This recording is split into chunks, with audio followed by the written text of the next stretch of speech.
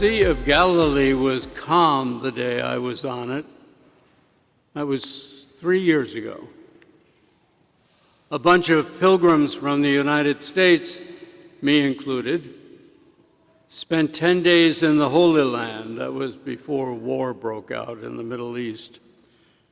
The Sea of Galilee is prominent in the gospel stories because most of Jesus' ministry, all 3 years of it, happened on the shore, on the lake.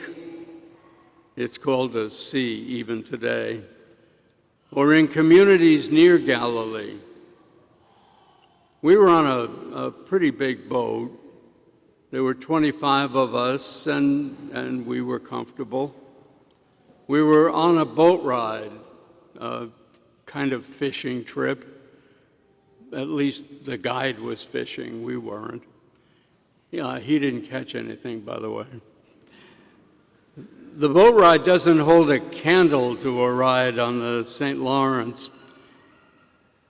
But like a ride in the Thousand Islands, it is filled with history.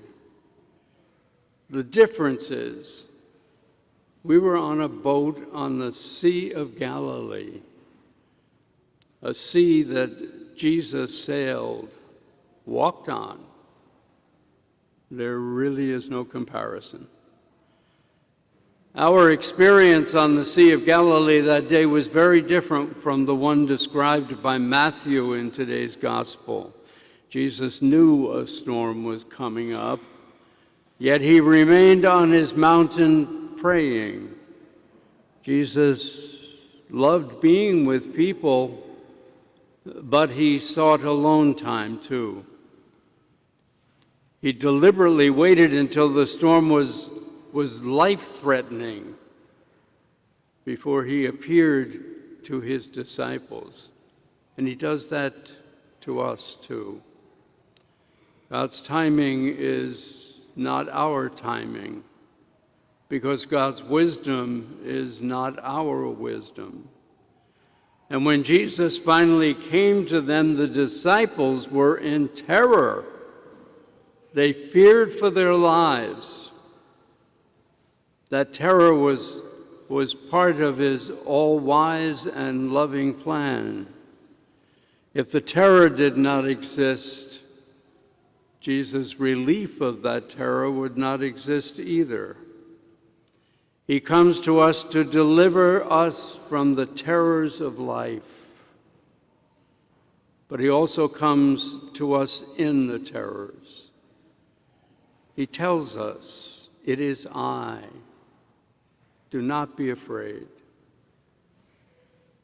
Christ speaks these words not only to his disciples, but also to us if we are his disciples. His last words to us in this world, the last words that were in Matthew's gospel, "For behold, I am with you always until the end of the age." He asks us to have faith in him. Be not afraid. Most of us, like Peter, have some faith, but only a little. So little that Jesus told us our faith is smaller than the tiny grain of a mustard seed. We'll work on that. Peter has enough faith to step out of the boat into the stormy sea and walk on the water without a life preserver, or in those days, a paddleboard. Of course, he did that only at Jesus' clear command, "Come." He was not foolish enough to do such a thing on his own authority or feelings.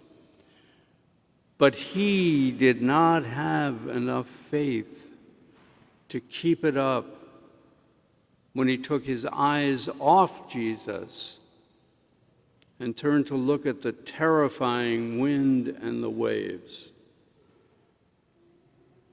That's just like us. The more we look at our problems, the less we look at Jesus. The larger and more terrifying our problems, the hurricanes or floods or wildfires, the debilitating injury or near-death encounters, we too become like Peter. We become terrified. But the more we look at Jesus, instead of looking at our problems, the more the problems shrink next to him. That is the key to faith. Redirecting our attention, looking at him and his promise, that's the answer. Beginning not with, oh, look at this terrible situation, but instead, God, I believe thy will be done. Then you've got it. Faith. Jesus often waits until we are in deep trouble to come and save us from our fears, but he doesn't wait too long, and he does not wait until we are perfected saints to bail us out of the problems that we ourselves make larger because of our lack of faith. As soon as Peter started sinking, Jesus reached out and caught him. He lets us wipe out and swallow a lot of salt water, but he will save us. Have faith in God. Do not be afraid.